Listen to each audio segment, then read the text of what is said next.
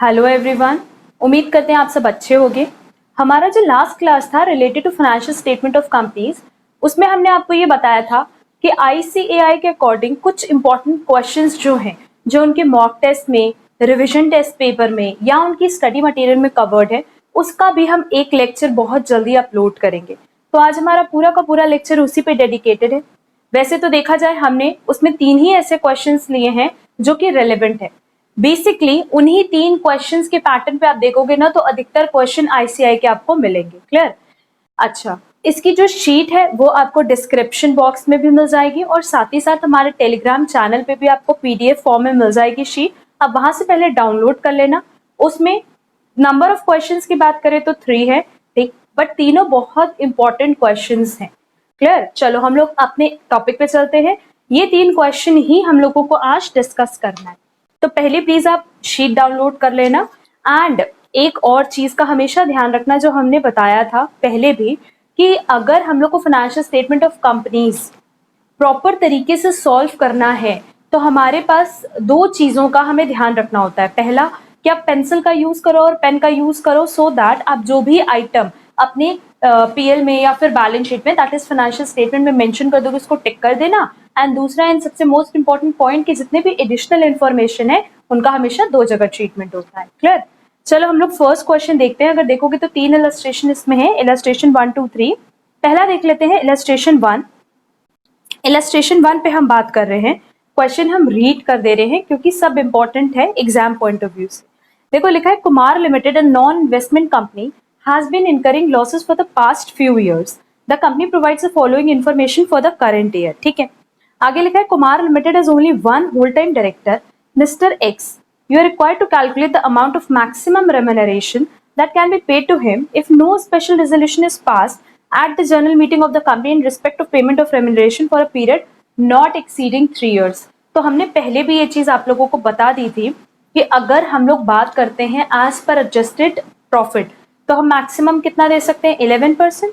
ठीक है, और यहाँ पे देखो किसकी बात कर रहा है? 1 होल टाइम डायरेक्टर की बात कर रहा है। बट हमारे पास जो कैलकुलेशन दिया है, जो इन्फॉर्मेशन दी है, उससे हम किसी भी तरीके से अपने एडजस्टेड प्रॉफिट का कैलकुलेशन नहीं कर पाएंगे। तो हम किसका कैलकुलेशन कर लें? इफेक्टिव कैपिटल का, है ना।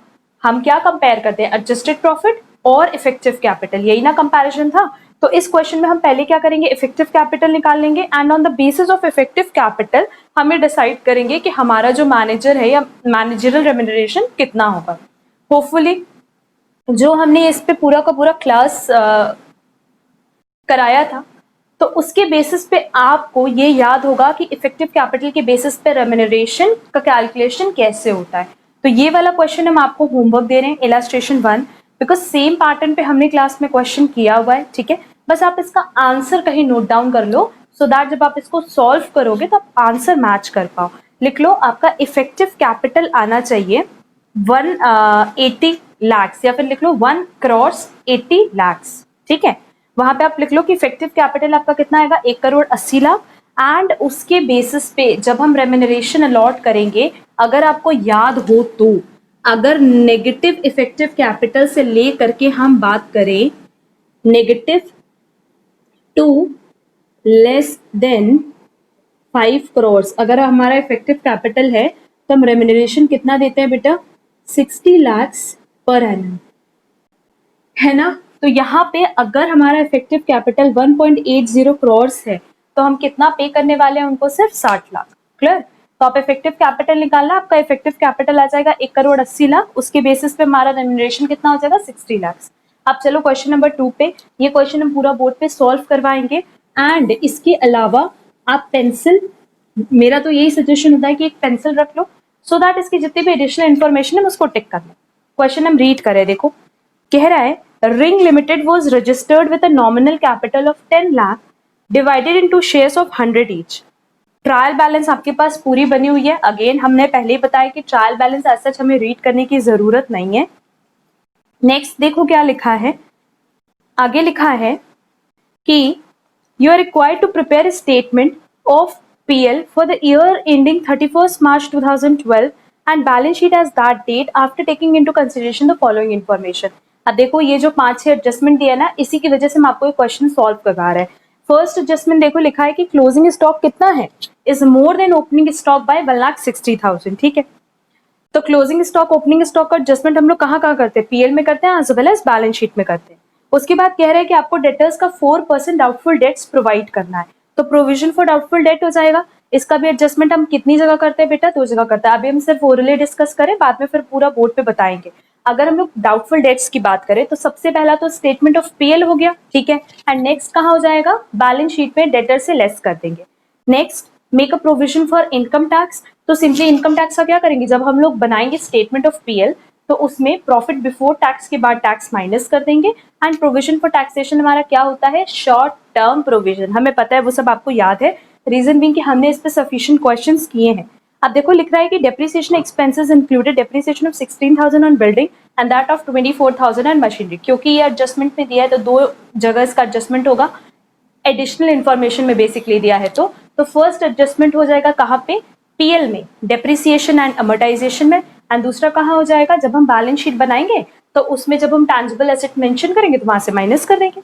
Next the directors declared a dividend of 25% and transfer to general reserve at the 10%। Same pattern पे हमने क्वेश्चन किया हुआ है, कह रहा है कि डिविडेंड आप कितना दे रहे हो, 25% दे रहे हो।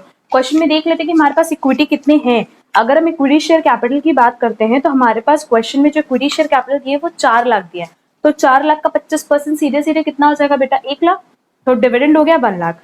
एंड जर्नल रिजर्व कितना ट्रांसफर करना है, 10%, बट 10% हम किसका ट्रांसफर करेंगे, करेंट ईयर प्रॉफिट का, ठीक है मैम। नेक्स्ट देखो, बट इसका एक और हम फर्दर डिस्कशन कर लें कि अगर डिविडेंड है तो डीडीटी भी होगा, that is dividend distribution tax, और सीडीटी, दोनों में से कोई एक जो भी आप लिखो। बट इसका एडजस्टमेंट कैसे होगा, एक तो डिविडेंड दिया हुआ है ना, तो इसका 2 एडजस्टमेंट कैसे होगा, एक तो हम लोग रिजर्व एंड सरप्लस में से प्रॉफिट एंड लॉस में से माइनस कर देंगे और एक अदर करेंट लायबिलिटीज में दिखा देंगे, सेम फॉर डीडीटी। बट अगर जनरल रिजर्व की बात करो तो जनरल रिजर्व में सिंपली क्या करेंगे, प्रॉफिट लॉस से कम करके जनरल रिजर्व में बढ़ा देंगे, ठीक है। अब देखो सबसे इंपॉर्टेंट टॉपिक जो है वो कह रहा है bills discounted but not yet matured. Bill discount तो हुआ पर वो मच्योर्ड नहीं हुआ, तो हम इसको हमेशा कहाँ दिखाते हैं, कंटिंजेंट लायबिलिटी मान करके फुट नोट में दिखा देते हैं बैलेंस शीट के। क्लियर है, चलो तो अब क्वेश्चन स्टार्ट करते हैं। और अगर आप लोग को याद हो तो हमने पहले बैलेंस शीट बनाई थी, फिर स्टेटमेंट ऑफ पीएल बनाया था एंड फिर नोट्स टू अकाउंट्स बनाया था। बट अब इस क्वेश्चन में क्योंकि बोर्ड बहुत ज्यादा फिल हो जाता है तो हम आप लोगों को ये सजेस्ट करेंगे, अगर आप लोग मेरे साथ साथ ड्रॉ कर रहे हो तो पहला पूरा का पूरा एक पेज आप स्किप कर दो फॉर बैलेंस शीट, क्योंकि बैलेंस शीट हम बाद में बनाएंगे। नेक्स्ट पेज पे जो हम स्टेटमेंट ऑफ पीएल बनाएंगे वो आप स्टेटमेंट ऑफ पीएल ड्रॉ कर लेना, क्लियर। एंड उसके बाद पीएल के बाद तो हमें नोट्स टू अकाउंट्स बनाना होता है, तो नोट्स टू अकाउंट्स के लिए हमेशा क्या करना, अगर एग्जाम में भी आप ये वाली स्ट्रैटेजी फॉलो करोगे कि पहले पीएल बना रहे हैं और उसके बाद बैलेंस शीट बना रहे हैं, बट सीक्वेंस हमेशा क्या होगा, सीक्वेंस हमेशा ये होता है कि पहले बैलेंस शीट बनती है, फिर पीएल बनता है और फिर नोट्स टू अकाउंट्स बनता है, यही आपका सीक्वेंस रहेगा। आप इसको नहीं बिगाड़ोगे एग्जाम में, ठीक है, अदरवाइज इंस्टीट्यूट मार्क्स काटेगी।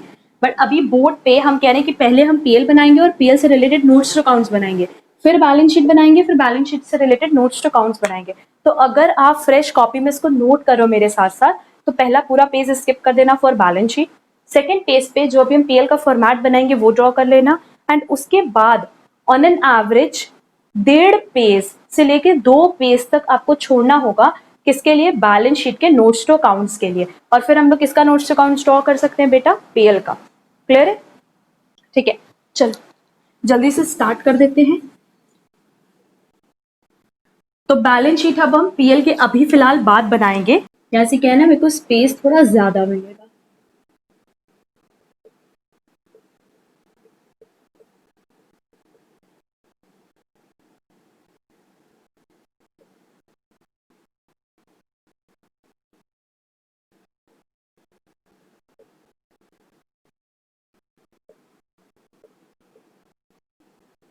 और होपफुली इसका फॉर्मेट अपने को अब तक तो याद हो ही गया होगा, अगर नहीं हुआ है तो हम यही सजेस्ट करेंगे कि फॉर्मेट प्लीज अच्छे से लर्न कर लेना। वैसे लर्न करने की जरूरत नहीं होती, क्योंकि जब हम साथ ही साथ 3-4 क्वेश्चन सॉल्व करवा देते हैं तो वो क्लियर हो जाता है ना। पहले क्या करें, फॉर्मेट ड्रॉ कर लेते हैं। Revenue from operations, next other income, अभी हमने क्वेश्चन में देखा नहीं है क्या क्या इन्फॉर्मेशन है, अभी फिलहाल सिर्फ और सिर्फ हम क्या बना रहे हैं, फॉर्मेट बना रहे हैं। तो मेरा आ गया टोटल रेवेन्यू, ठीक है। फिर थर्ड एक्सपेंसेस, और एक्सपेंसेस में याद होगा अपने को, पहला था cost of raw material consume, मेरी तरह रॉ मटेरियल मत लिखना, पूरा का पूरा रॉ मटेरियल लिख देना। Purchases of SIT that is stock in trade, and next is change in inventories. ठीक, तीन तो सीधे सीधे हमारा किससे रिलेटेड था, related to stock.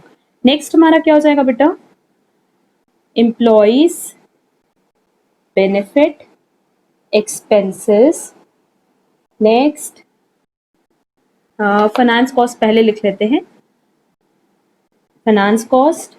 Next depreciation and amortisation, तो डेप्रिसिएशन दिया होता है वो लिख के खत्म कर रहे हैं, एंड अदर एक्सपेंसेस। अब इस पे मत पूछना कि मैम मार्क्स कटेगा कि नहीं, डेप्रिसिएशन एंड अमोटाइजेशन नहीं भी लिखोगे तो मार्क्स नहीं कटने वाला, ठीक है।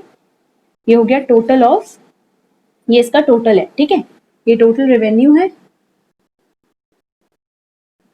और ये क्या हो जाएगा बेटा, टोटल एक्सपेंस, ठीक है। अब देखो फोर्थ क्या हो जाएगा बच्चे, प्रॉफिट बिफोर टैक्स। अच्छा, अगर इंस्टीट्यूट की मैट के हिसाब से करना है तो वो रोमन नंबर में इसको अलॉट करते हैं। तो फिर प्रॉफिट बिफोर टैक्स क्या हो जाएगा, सीधे सीधे इसको थर्ड नंबर दे देते हैं, ठीक है, और इसको हम लोग फोर्थ कर देते हैं। तो यहां सीधे हो जाएगा थर्ड माइनस फोर्थ। और फिर इस क्वेश्चन में हमने देखा था कि हमारे पास टैक्स भी दिया हुआ था, तो हम यहाँ लिख दे प्रोविजन फॉर टैक्सेशन, या सीधे सीधे हम लोग चाहें तो टैक्स भी लिख सकते थे, और इसको माइनस करके जो वैल्यू आएगी वो कौन सी हो जाएगी बेटा, प्रॉफिट आफ्टर टैक्स। क्लियर, तो इसको हमने नंबर दे दिया, फिर ये हो गया 6 एंड ये हो गया 7। तो 7 कहां से आएगा, 5 माइनस 6 करके। क्लियर, हम नोट्स टू अकाउंट्स बनाते हैं, सबसे पहले तो क्वेश्चन पढ़ते जाएंगे, एक एक फिगर ढूंढते जाएंगे। सिंपली जहां पे हमें रिक्वायरमेंट लगेगी हम सिर्फ क्या करेंगे, जहां हमें रिक्वायरमेंट लगेगी हम सिर्फ और सिर्फ वही नोट्स बनाएंगे, ठीक है। चलो सबसे पहले देखो, रेवेन्यू फ्रॉम ऑपरेशन मतलब सेल्स। क्वेश्चन में स्टार्टिंग में ही हमारे पास सेल्स दिया हुआ है 10,40,000, बनाने की जरूरत नहीं है, टिक करते चलेंगे सेल्स को। अब नेक्स्ट देखो, हमें क्या ढूंढना है, अदर इनकम ढूंढना है ना। ट्रायल बैलेंस बना हुआ है, क्रेडिट साइड ढूंढो। देखो इंटरेस्ट ऑन डिबेंचर्स अक्रूड नहीं, इंटरेस्ट ऑन इन्वेस्टमेंट्स, देखो लिखा है इंटरेस्ट ऑन इन्वेस्टमेंट्स कितना, 24,000। और इसका अलग से शेड्यूल बनाने से बेटर हम यहाँ पे लिख देते हैं इंटरेस्ट ऑन इन्वेस्टमेंट, हाँ लिख सकते हैं ऐसे, इसके लिए परेशान मत होना। 10,64,000, ठीक। अब आ जाते cost of raw material consumed पे, इसको ही हमें डिस्कस करना था। Cost of raw material consumed, देखो शीट में देखो, तुम लोगों के पास एकदम स्टार्टिंग में लिखा है कि एडजस्टेड परचेजेस है 4,20,000, क्लोजिंग स्टॉक है 1,80,000, एंड ओपनिंग स्टॉक बेटा मेरे पास कितना दिया हुआ था, ओपनिंग स्टॉक नहीं दिया है, बट कह रहा है कि closing stock is more than opening stock by 1,60,000। इसका मतलब तुम्हारे पास, हाँ, अगर क्लोजिंग स्टॉक 1,80,000 दिया है, ठीक है, और कह रहा है कि क्लोजिंग स्टॉक ओपनिंग स्टॉक से 1,60 ज्यादा है, इसका मतलब कि ओपनिंग स्टॉक कितना रहा होगा, 20,000 रहा होगा, है ना। देखो हम यहाँ पे सिर्फ और सिर्फ तुम लोग को समझाने के लिए लिख रहे हैं, कह रहा है कि क्लोजिंग स्टॉक जो है वो क्लोजिंग स्टॉक कितना है, 1,80,000 है, ये तो दिया है ना, बट कह रहा है कि ये ओपनिंग स्टॉक से कितना ज्यादा है, 1,60,000। इसका मतलब ओपनिंग स्टॉक कितना रहा होगा, 20,000 रहा होगा, तभी तो क्लोजिंग स्टॉक 1,60,000 से ज्यादा है, किससे, ओपनिंग स्टॉक से। क्लियर है, तो इसमें ना अब हमारे पास एज सच कहीं पे भी तो ये नहीं बोला है कि हम कुछ बना करके बेच रहे हैं। अगर स्टार्टिंग में भी देखोगे तो लिखा हुआ है रिंग लिमिटेड, एंड कहीं पे भी ये चीज मेंशन नहीं कि हम कोई चीज मैन्युफैक्चर करके बेच रहे हैं। तो हम क्या करते हैं, इसको हटा देते हैं, इसको रखते हैं परचेजेस ऑफ एसआईटी को, ठीक ना।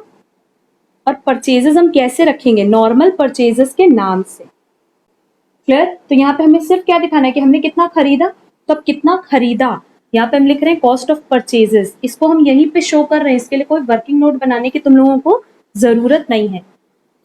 देखो कितना है शीट में, 4,20,000 तो है ये, और साथ ही साथ कितना हो जाएगा ये देखो, तुम लोग को समझाने के लिए हम बता रहे हैं टोटल परचेजेस कैसे आएगा, या फिर कह लो एडजस्टेड परचेजेस जो कि दिया है।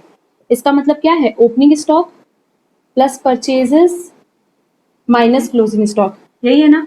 ये कितना दिया है, 4,20,000। क्लियर? ओपनिंग स्टॉक कितना दिया है, 20,000, हमने कैलकुलेट किया है, ये नहीं दिया है, और ये कितना दिया है, 1,80,000। तो इसका मतलब अगर x को फाइंड आउट करना है तो 4,20,000 प्लस 1,60,000, ये क्या हो जाएगा बेटा, x। तो मेरा x कितना हो गया, 5,80,000 हुआ।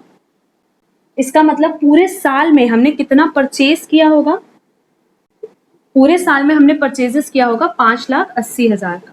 ये शो करने की कोई जरूरत नहीं है, ये सब तुम लोग को समझाने के लिए लिखा है। ये चीज एज इट इज यहाँ शो कर सकते हो, उस पर मार्क्स नहीं कटने वाला आप लोगों का, ठीक है। अब नेक्स्ट देखो, चेंज इन इन्वेंट्रीज की बात करें तो वो भी हम डायरेक्ट यहाँ लिख सकते हैं, 20,000 माइनस 1,80,000, तो ये कितना आ जाएगा, माइनस 1,60,000, क्योंकि हमारा क्लोजिंग स्टॉक ज्यादा है, ठीक। एम्प्लॉयज बेनिफिट एक्सपेंसेस देख लेते हैं स्टार्टिंग से। देखो सैलरीज तो हमें मिल गया, कहीं पे वेजेस भी दिया है क्या, देख लेते हैं कहीं पे वेजेस दिया है, नहीं, सिर्फ और सिर्फ क्या दिया है, सैलरीज, और सैलरीज कितना, 1,20,000, सीधे सीधे लिख दी। नेक्स्ट फाइनेंस कॉस्ट, पहले हमने बताया था कि अगर हमने मार्केट से कोई लोन लिया है उस पे हम इंटरेस्ट पे कर रहे हैं तो वो हो जाएगा फाइनेंस कॉस्ट। देखो शीट में कहीं कुछ दिया है, देखो दिया हुआ है कि डिबेंचर इंटरेस्ट कितना है, 56,000 है। अब आप लोग बोलोगे कि मैम इसमें तो interest on debentures accrued but not due भी दिया हुआ है।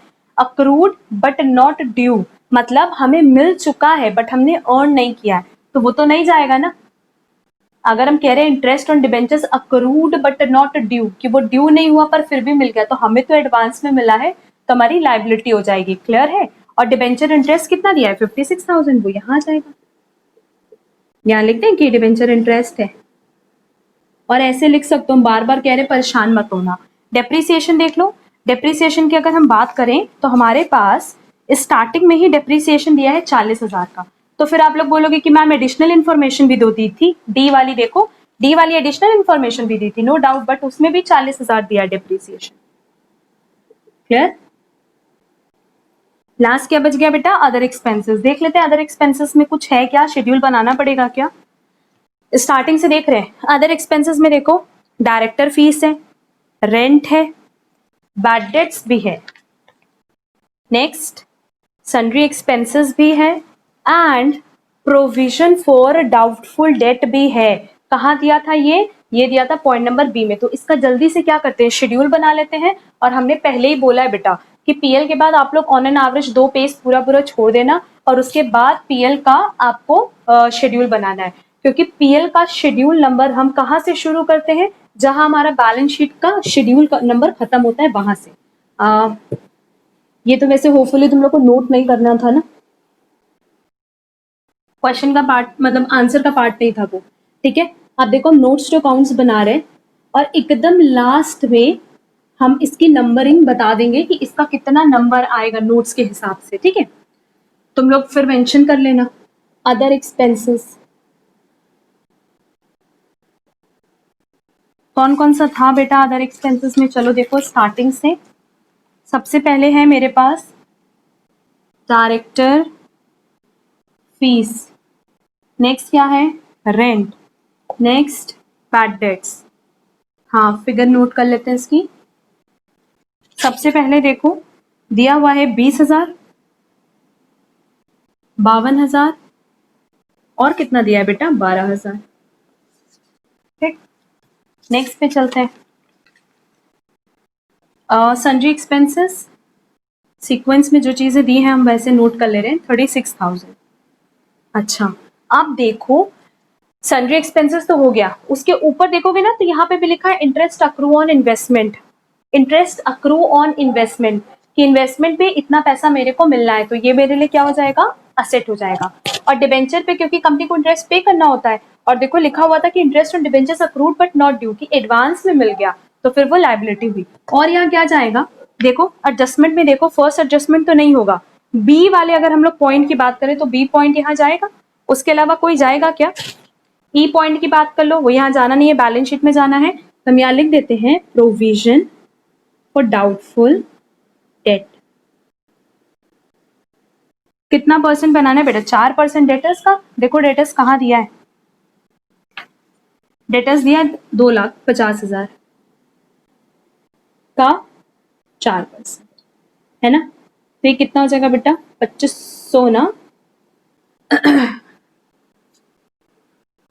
2.5 लाख है, 4%, हाँ ठीक तो है, 10,000 हो जाएगा, ठीक। बट क्वेश्चन में देखो, हमने देखा था क्वेश्चन में कि ऑलरेडी हमारे पास एक प्रोविजन बना हुआ था, तो वो प्रोविजन कैसा था? देखो हमारे पास स्टार्टिंग में ही, क्वेश्चन के स्टार्टिंग में ही सेल्स के बाद आउटस्टैंडिंग एक्सपेंसेस है, फिर प्रोविजन फॉर डाउटफुल डेट दिया था 6,000, तो ओपनिंग डाउटफुल डेट का प्रोविजन बना है, और क्लोजिंग हमने इस साल में कितना बनाया? 10,000। तो जब इस साल 10,000 का बनाया है तो पिछले साल का क्या करते हैं बेटा?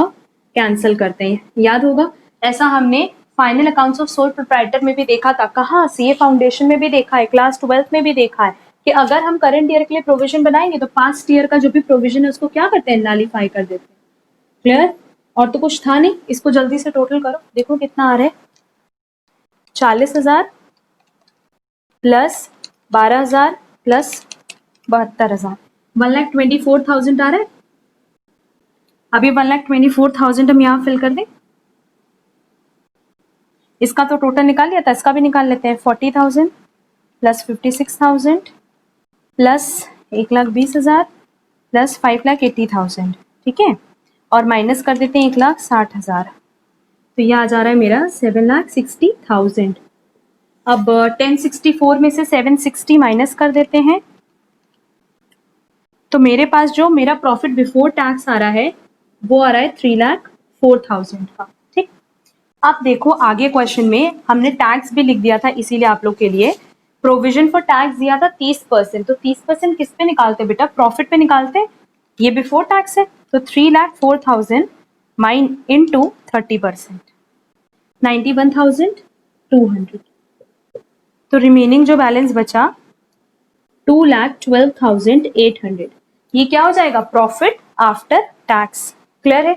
सिर्फ एक चीज हमने नहीं बताई कि इसकी नंबरिंग क्या है, और जो भी उसकी नंबरिंग आएगी वो यहाँ हमें मेंशन करना है। ये हमें कब पता चलेगा? बैलेंस शीट बनाने के बाद।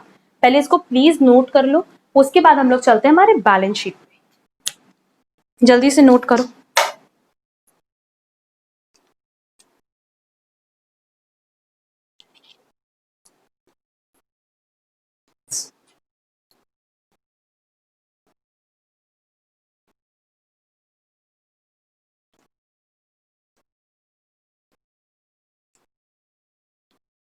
हो गई नोटिंग? अच्छा, ये जो 2,12,800 ये थोड़ा नीचे चला गया था, तो हम यहाँ पे मेंशन कर दे रहे हैं कि आया कितना। वैसे हम बोल रहे थे तो आपको सुनाई दिया ही होगा, ये माइनस करने पे आ रहा है बेटा 2,12,800, ठीक है। ये कैमरे में दिखा नहीं है, इसको हम यहाँ से रब कर रहे हैं, और यहाँ हमने वैल्यू लिखी है 2,12,800, ये किसकी हो जाएगी? ये होगी प्रॉफिट आफ्टर टैक्स। रब करते हैं, चलते जल्दी से बैलेंस शीट पे। बैलेंस शीट बेसिस का बहुत इजी है, और हमने सेम पैटर्न पे क्वेश्चन कराया हुआ है, बट स्टिल थोड़ा important question exam point of view से, तो हम इसकी बैलेंस शीट भी बनवा देते हैं।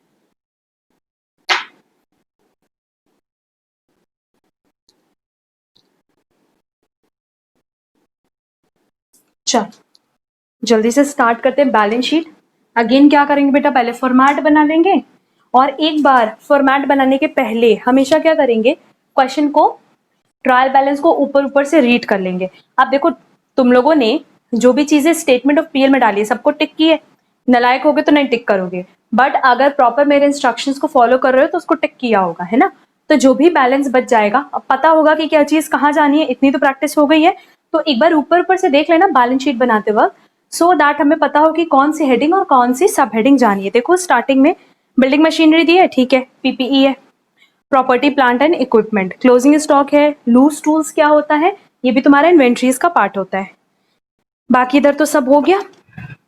Outstanding expenses other current liability है, ठीक है। Equity share capital, reserves and surplus दिया है, प्रोविजन फॉर डेप्रिसिएशन भी दिया हुआ है, ठीक है। इंटरेस्ट, इन्वेस्टमेंट दिया है, ठीक है। अगर इन्वेस्टमेंट साइलेंट है तो फिर हम किस तरह की इन्वेस्टमेंट मानेंगे इसको? Non current investment. नेक्स्ट देख लेते हैं, इंटरेस्ट अक्रू ऑन इन्वेस्टमेंट है, ठीक है। तो एडवांस टैक्स है, ठीक है। चलो स्टार्ट करते हैं, फिर एक एक हम लोग डिस्कस करते चलेंगे, तो लिखते चलेंगे आप लोगों की।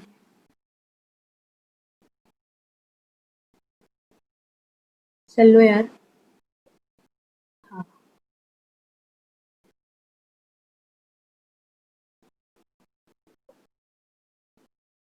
क्या ईयर था प्लीज मेरे को बताओ? 31 मार्च 2012।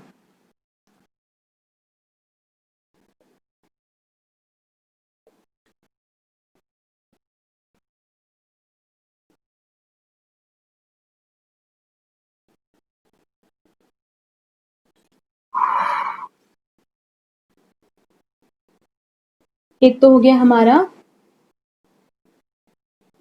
फिगर का कॉलम, एक हो गया नोट नंबर, है ना, इन रुपीस। यहाँ लिख लेना, पर्टिकुलर अमाउंट वगैरह सब लिख लेना।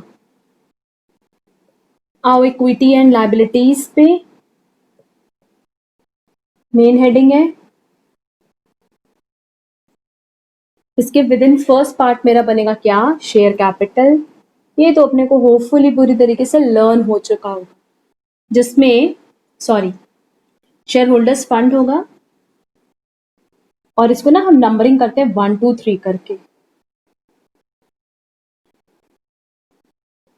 अब इसमें ए हो जाएगा मेरा शेयर कैपिटल, और बी हो जाएगा reserves and surplus. Next non current liabilities, और हमने देखा है कि नॉन करेंट लायबिलिटीज में हमारे पास क्या दिया था? डिबेंचर्स दिया था, तो यहाँ सीधे सीधे क्या हो जाएगा? Long term borrowings. Current liabilities, अब क्वेश्चन में कहीं ना कहीं ट्रेड पेबल्स तो होगा ही होगा, बिना ट्रेड पेबल्स के तो बैलेंस शीट नहीं होगी। अदर करंट लायबिलिटीज में सिंपली हमने डिविडेंड वगैरह देखा है, वो तो डालना ही है। और एक इसमें क्या होता है बेटा? Short term provisions. वो क्यों होगा? क्योंकि प्रोविजन फॉर टैक्सेशन भी हमने देखा है ना। तो ये मेरा हो जाएगा टोटल, ठीक। अब आ जाओ असेट्स पे।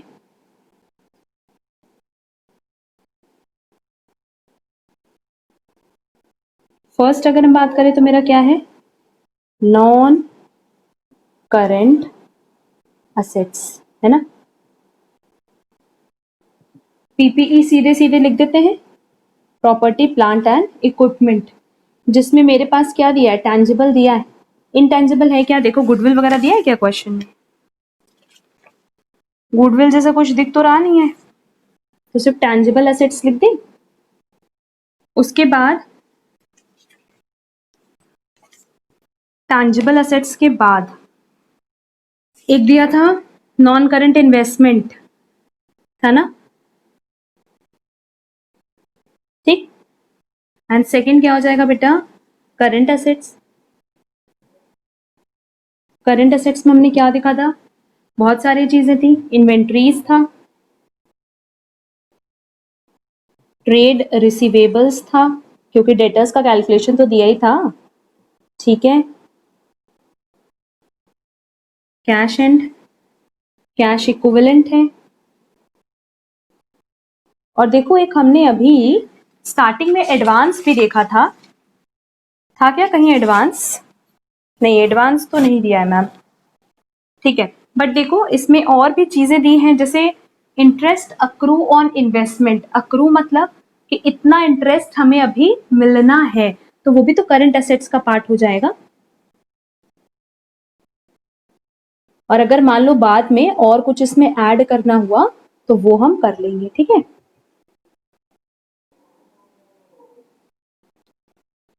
पहले इसको नोट कर लो आराम से, क्योंकि फिर आराम आराम से हम लोग एक एक शेड्यूल बनाते जाएंगे और इसको करते जाएंगे सॉल्व।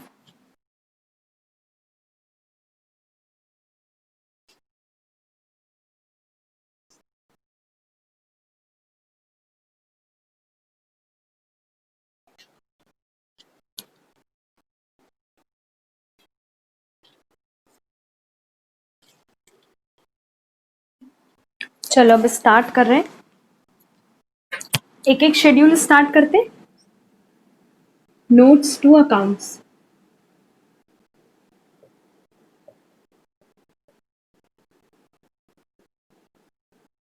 पहले समझ लो, फिर हम सफिशिएंट टाइम देंगे, ठीक है। नोट्स अकाउंट्स में फर्स्ट किसका बनेगा बेटा? हमेशा शेयर कैपिटल का। और अगर हम शेयर कैपिटल की बात करें तो क्या मेरे पास क्वेश्चन में ऑथराइज्ड की देखो कोई डिटेल दी है क्या? ऑथराइज्ड की देख लेते हैं। स्टार्टिंग में ही दी है, कह रहा है कि जो हमारा नॉमिनल कैपिटल है वो कितना है? 10 लाख है, और हमारे पास इक्विटी शेयर कैपिटल कितना दिया है? 4 लाख। इसका मतलब ऑथराइज्ड, और कहीं पे भी नहीं लिखा है कि कितने रुपीस, लिखा है रुपीस 100 ईच। तो ये कितना है? 10 लाख। इसका सच कोई रिक्वायरमेंट नहीं होता है, मतलब विद इन बैलेंस शीट हम इसको कोई कहीं शो नहीं करते। Shares of 100 each, but issued and subscribed कितना है बेटा? अच्छा, ऑथराइज शेयर कैपिटल मतलब 10,000 तक मैक्सिमम कंपनी शेयर इशू कर सकती है, ठीक है। 4,000 शेयर्स ऑफ ₹100 ईच, 4 लाख। और ये वाली मेरी वैल्यू इंपॉर्टेंट है, क्यों? क्योंकि ये कहाँ जाएगी? Balance sheet. सेकेंड देख लेते हैं, रिजर्व्स एंड सरप्लस।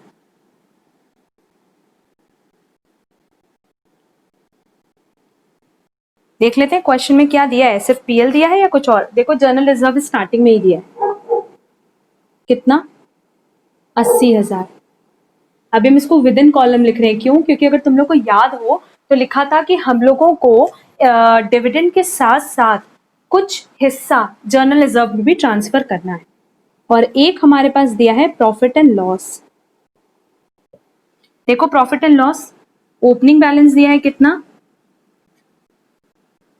50,000 दिया है बेटा, ठीक है। फिर सब लोग चलो स्टेटमेंट ऑफ पीएल में, वहां देखो हमारा कितना प्रॉफिट आया था। वह हमारा करंट ईयर का प्रॉफिट आया था 2,12,800, ठीक है। तो इसका मतलब ये मेरे पास टोटल प्रॉफिट अवेलेबल है कितना? 2,62,800। क्लियर? अब देखो क्वेश्चन में पॉइंट नंबर हम लोग आ जाते हैं ई पे, एडिशनल इन्फॉर्मेशन। कह रहा है कि आपको डिविडेंड डिक्लेयर करना है, तो भाई डिविडेंड का डिस्ट्रीब्यूशन हम कहाँ से करते हैं? करंट ईयर प्रॉफिट से, है ना। और उसके बाद बोल रहा है कि आपको जर्नल रिजर्व में भी ट्रांसफर करना है 10%। तो जर्नल रिजर्व में हमेशा किसका ट्रांसफर करेंगे? करंट ईयर प्रॉफिट का। तो यहाँ लिखते हैं ट्रांसफर टू जर्नल रिजर्व। कितना ट्रांसफर करेंगे बेटा? 10% कितना हो जाएगा? 21,280, ठीक। और ये हम यहाँ पे ऐड कर दें, ट्रांसफर फ्रॉम पीएल, या अप्रोप्रिएशन भी लिख सकते थे, एक ही बात है। अब देखो ये कितना आया, इसको माइनस करके लिखो,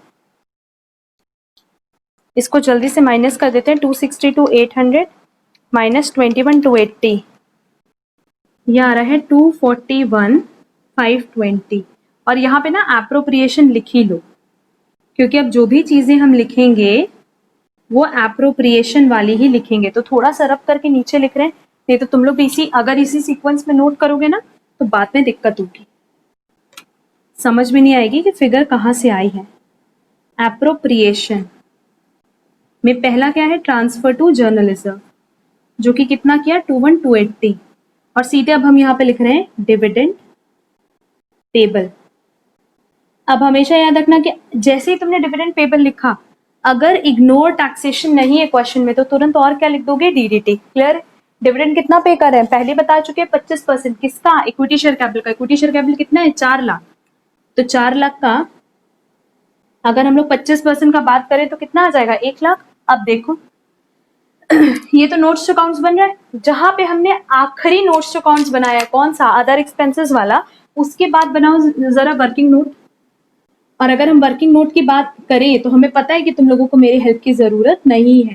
कैलकुलेशन ऑफ सीडीटी और डीडीटी। सबसे पहले क्या करोगे? ग्रॉस्ड अप डिविडेंड। पहले हम तुम लोग को दिखा देते कि डिविडेंड पेबल आया कहां से, है ना। नहीं तो फिर बोलोगे कि मैम सारी फिगर डायरेक्ट लिख दी हैं। 25% किसका? 4 लाख का। कितना आया? 1 लाख। अब क्या निकालेंगे? ग्रॉस्ड up dividend. And ग्रॉस्ड up dividend कैसे निकालते हैं? 1 लाख का 100/85। कितनी वैल्यू आएगी देखो, 1 लाख इंटू 100 डिवाइडेड बाई 85। ये आनी चाहिए 1,17,647। क्लियर? नाउ देयरफॉर डीडीटी कितना है? 1,17,647 का 17.304%। कितना आया? 20,358। मेरा तो, आप लोगों का भी इतना ही आया ना? ठीक है, बस इसको फिगर को फिल कर देते हैं। डीडीटी कॉपी करना है, 2035 कर लिया कॉपी, कर दो माइनस। 2,62,800 माइनस 21,280 जितना भी अप्रोप्रिएट किया है एंड 1,20,358। तो मेरा यहाँ जो प्रॉफिट आ रहा है वो है 1,21,162। और यहाँ कितना आ रहा है बेटा? ऐड किया है ना, तो 1,01,280। दोनों को टोटल करते मेरा क्या आ जाएगा? Reserves and surplus 222,442। दोनों फिगर कॉपी कर लो यहाँ पे, ठीक है? टाइम दे रहे, इसकी नोटिंग करना, सिर्फ वर्किंग नोट की। इसकी नोटिंग तो तुम लोग पहले ही कर चुके थे, तो वर्किंग नोट की नोटिंग कर लो, उसके बाद हम आगे चलेंगे। ये फर्स्ट है, ये सेकंड है। जल्दी से नोटिंग करो।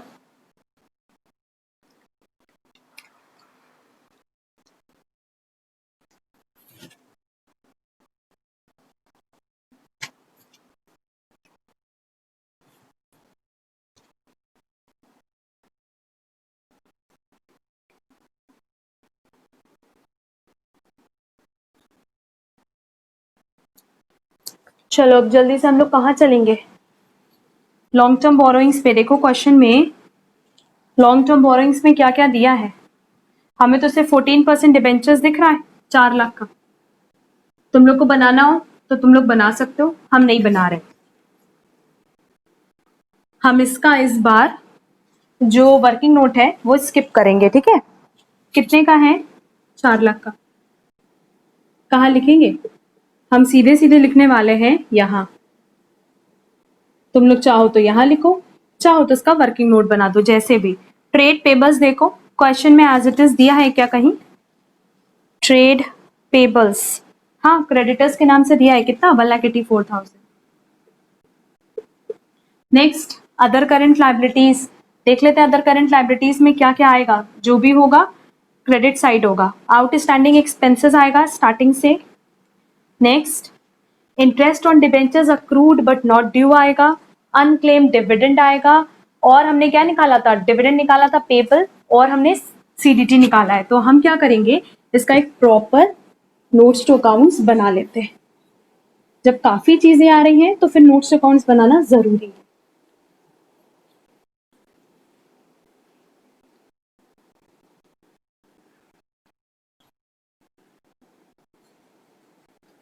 कौन सा नोट नंबर होगा बेटा? होपफुली 3। अदर करंट लाइबिलिटी, पहला था आउटस्टैंडिंग, फिगर अभी फिल कर देते, पहले ही लिख लें। Interest accrued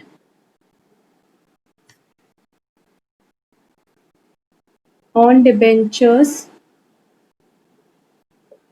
but not yet due. Outstanding expenses हो गया, interest accrued on debentures but not yet paid हुआ, अनक्लेम डिविडेंड,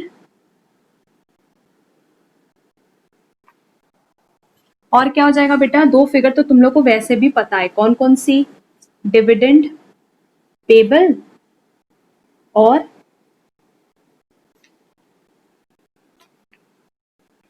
डीडीटी, ठीक है?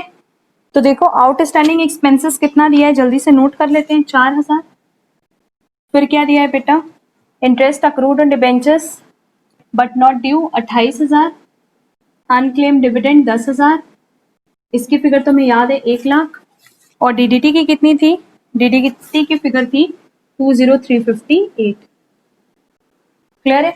जल्दी से इसको टोटल कर लेते हैं तो हमारा अदर करंट लायबिलिटीज आ जाएगा 4000 प्लस 38,000 प्लस 120,358 कितना हो जाएगा ये 162,358 162,358 क्लियर। अब हम लोग बात कर लेते हैं किसकी, शॉर्ट टर्म प्रोविजन। तो उसमें तो एक ही आना है, प्रोविजन फॉर टैक्सेशन बना लेते हैं। अब प्रोविजन फॉर टैक्सेशन भी याद हो तो आपने खुद ही कैलकुलेट किया था। प्रोविजन फॉर टैक्सेशन कितना था 91,200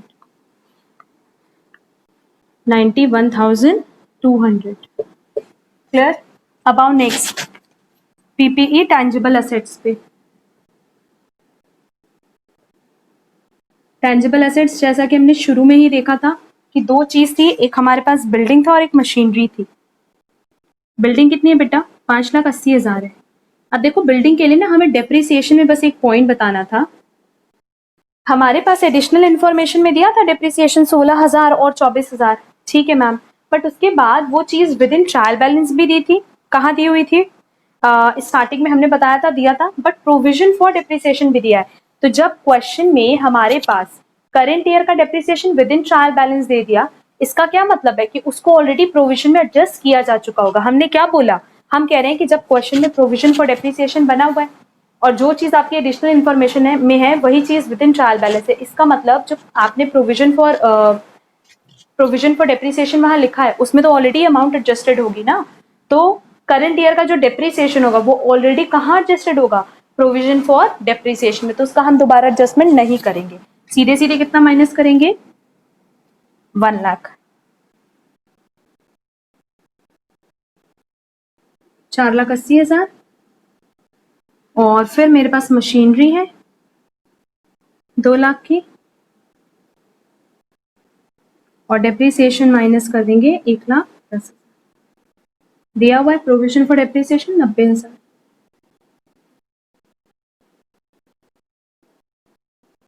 16, 17, 5,70 आएगा, ठीक हो गया। नेक्स्ट देखो नॉन करंट इन्वेस्टमेंट तो सीधे सीधे दिया था 2,40,000, वहां से कॉपी कर लेंगे। कर लिया कॉपी, नोट बनाने की इसकी कोई जरूरत नहीं है। अब आओ इन्वेंट्रीज पे, इसको रोड नोट कर लो जल्दी से तो फिर हम इन्वेंट्रीज भी बनवा दे।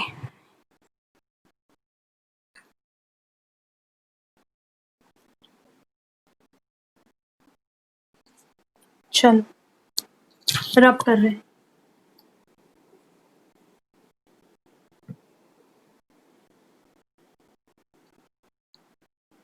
कौन सा नोट है 6। अगर इन्वेंट्रीज की बात करें तो देखो स्टार्टिंग में ही हमने पहले बताया था क्लोजिंग स्टॉक दिया था 180 का, लूज टूल्स दिया था।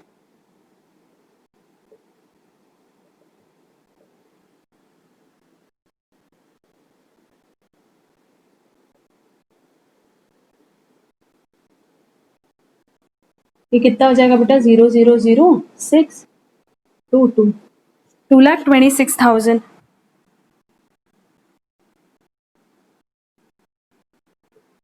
ट्रेड रिसीवेबल का भी एडजस्टमेंट करेंगे, क्यों करेंगे, क्योंकि इसमें प्रोविजन दिया था, याद है।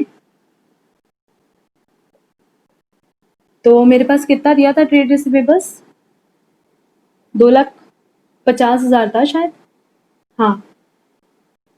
और इसमें से हम क्या माइनस करते हैं, करंट ईयर का प्रोविजन फॉर डाउटफुल डेट कितना था 10,000, कितना हो जाएगा बेटा 240, फिल कर देते हैं। कैश इक्विवेलेंट के लिए देख लेते हैं, अगर शेड्यूल बनाना है तो बना लेते हैं। कैश इक्विवेलेंट में सिर्फ बैंक दिए 60,000 का, नहीं बनाएंगे। फिर अदर करंट एसेट्स में देखो कुछ जाएगा क्या। अदर करंट एसेट्स में मेरे पास इंटरेस्ट अक्रू ऑन इन्वेस्टमेंट है, कितना 4,000 इंटरेस्ट अक्रू ऑन इन्वेस्टमेंट, ठीक है। और उसके अलावा मेरे पास अगर देखोगे तो एडवांस टैक्स दिया है, तो एडवांस टैक्स कहाँ जाएगा, वो तो short term loans and advances में हो जाएगा। And interest accrue on investment किस में चला जाएगा, अदर करंट असेट्स में। तो यहाँ ना मेरे पास एक फिगर और बढ़ जाएगी। अदर करंट एसेट्स के अलावा और क्या जाएगा बेटा? Short term advances. तो इसकी नंबरिंग कर लेते हैं, ये 8 है, ये 9 है, और फिर ये टोटल आ जाएगा। 8 9 बना देते हैं आप लोगों के लिए भी हम। वैसे इसको बनाने की जरूरत नहीं है, एक एक फिगर दी है, फिर भी बना लेते हैं। क्या जाएगा? 8 other current assets,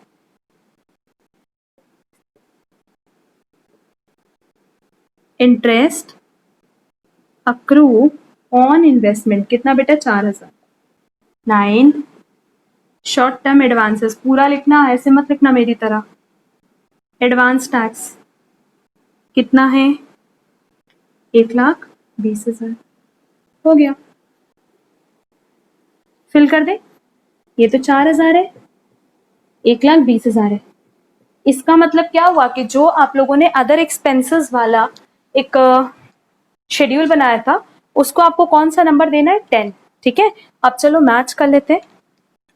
4 lakh 222,442 plus 4 lakh 1,84,000। और अगर हम लोग देखेंगे तो बैलेंस शीट ट्रायल बैलेंस में सारे के सारे आइटम्स हमने टिक कर लिए होंगे। यहाँ आ रहा है 14,60,000। देखते हैं एसेट साइड।